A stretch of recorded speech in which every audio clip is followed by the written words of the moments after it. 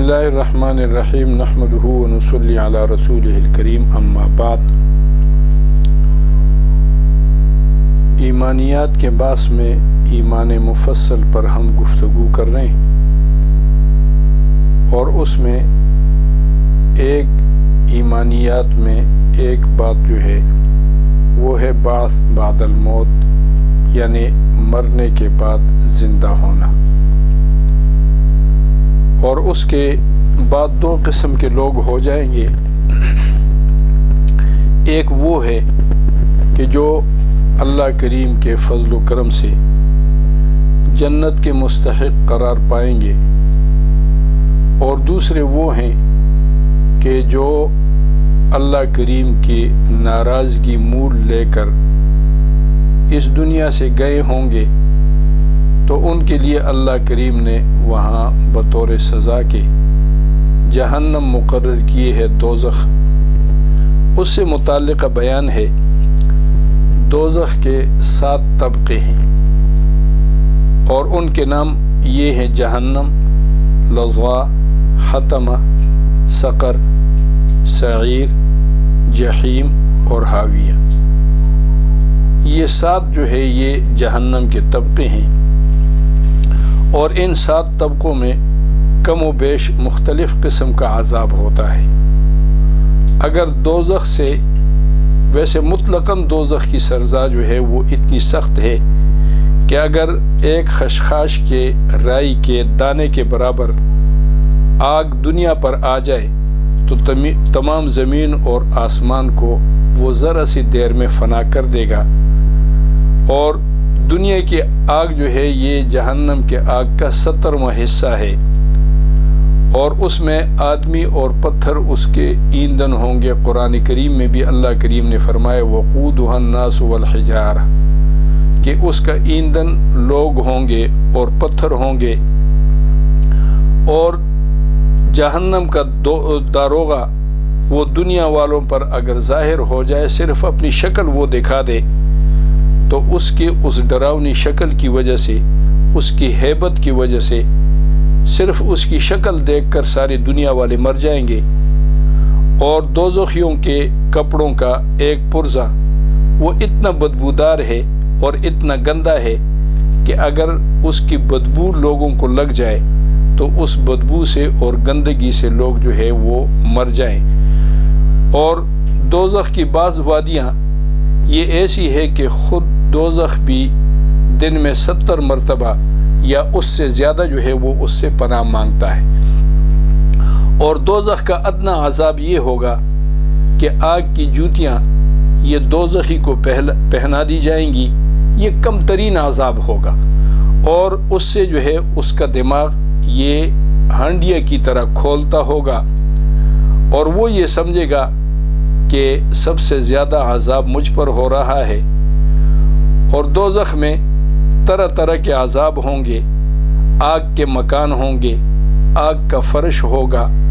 اور کھانے کے لیے تھور یعنی زقوم یہ ہوگا، اور پیپ والا پانی نہایت ہی کھولتا ہوا، اور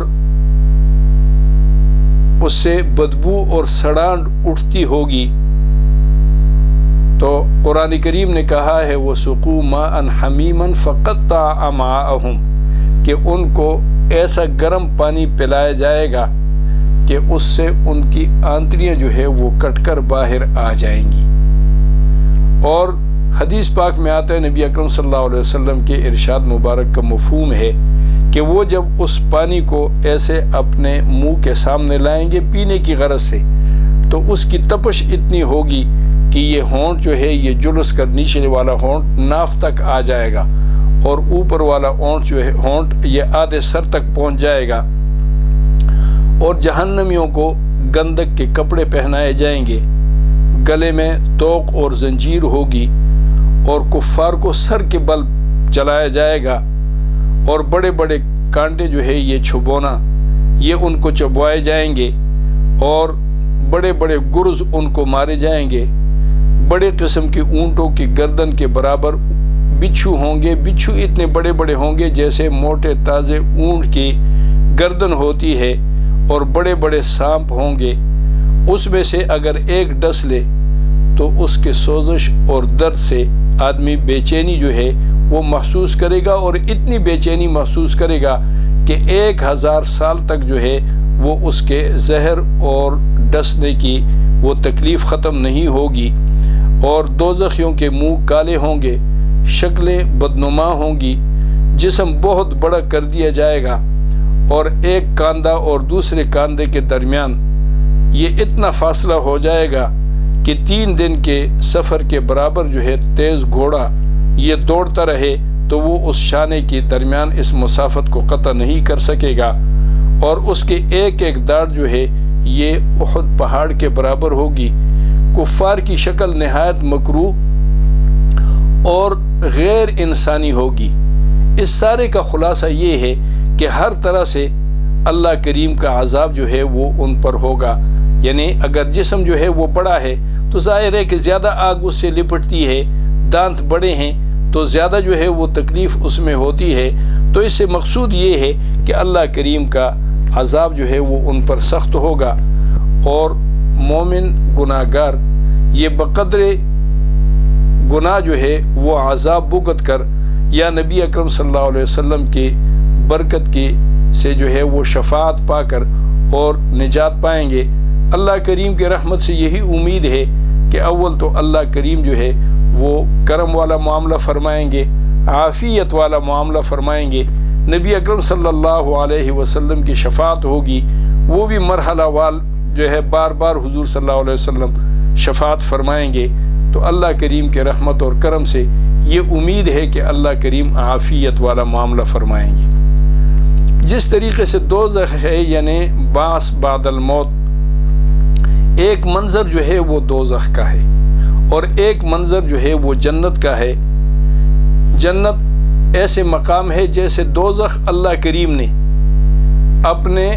ان بندوں کے لیے جو اللہ کریم کی نافرمانی، اللہ کریم کے ساتھ کفر شرک میں مبتلا ہوں، ان کے لیے بنایا۔ تو جس طریقے سے اللہ کریم کے مطیع اور فرمان بردار لوگ ہوں گے،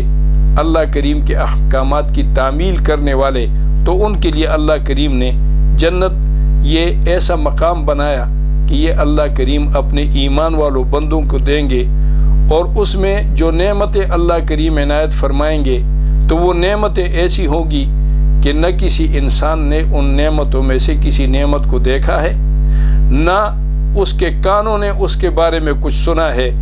اور نہ کسی آدمی کے دل پر اس سے متعلق کوئی خیال گزرا ہے، یعنی ہر طرح سے وہ ایسے انوکھی اور عجیب اور غریب ہوگی کہ انسان جو ہے وہ اس کا تصور بھی نہیں کر سکتا ہے۔ اور قرآن کریم میں اور حدیث میں بہت ساری جو ہے وہ اس کی مثالیں آئی ہیں، اور یہ جتنے جو ہے دنیا میں مثال آئی ہے کہ یہ ایسی ہے، یہ ایسی ہے، یہ ایسی ہوگی، تو وہ محض ایک خاکہ جو ہے وہ پیش کیا گیا، ایک تصور جو ہے کہ ذہن میں ایک چیز آ جائے، ورنہ یہاں کے اور وہاں کے نعمتوں کے اندر جو ہے کوئی تقابل نہیں ہے، کوئی اس میں مماثلت نہیں ہے، صرف سمجھانے کے لیے جیسے ہم خاکہ جو ہے وہ بناتے ہیں، ظاہر ہے کہ جب وہ چیز بنتی ہے تو وہ خاکے سے بہت زیادہ مختلف ہوتی ہے، لیکن اس سے ذہن کے اندر ایک شکل آ جاتی ہے۔ اور حساب کے بعد جو ہے مومن کو جنت کی طرف روانہ کر دیا جائے گا۔ راستے میں ایک چشمہ آتا ہے، چشمہ رضوان، اور اس میں تمام مومن غسل کر لیں گے، اور ان کے منہ 14ویں کے چاند کی طرح چمکتے ہوں گے، بدن صاف ہوگا، ان کی خوبصورتی بے حد ہوگی، عورتیں ایسی زیب اور زینت والی ہوں گی کہ حوریں بھی ان کے خوبصورتی کو اور ان کے جمال کو دیکھ کر رش کریں گے۔ تمام امتیں صف بستہ ہو جائیں گی، اور ہر ایک گروہ کا ایک بلند نشان ہوگا، نشان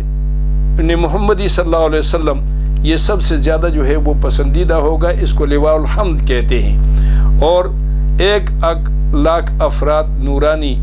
یہ معطر تھال لے کر اور ان کے استقبال کے لیے آئیں گے، ہر ایک کے سر پر تاج ہوگا۔ سب سے پہلے حضرت محمد مصطفیٰ صلی اللہ علیہ وسلم کی امت بہشت کی طرف جائے گی، اور وہ آگے پیچھے چلیں گے۔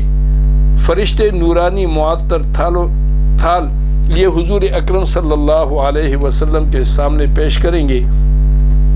پھر دوسرے انبیاء کرام علیہم الصلاۃ والسلام کو اور پھر اور لوگوں کو پیش کریں گے۔ سب سے آگے نبی اکرم صلی اللہ علیہ وسلم گزریں گے اور 70,000 فرشتے جبرائیل امین علیہ السلام کے ہمراہ حضور اکرم صلی اللہ علیہ وسلم کے ہم رکابی میں ہوں گے، اور 10 کروڑ خوش الحان لڑکے یہ خوش الحانی کے ساتھ قرآن کریم پڑھتے ہوں گے، اور 70,000 چست اور چالاک اور کمال زیب و زینت والے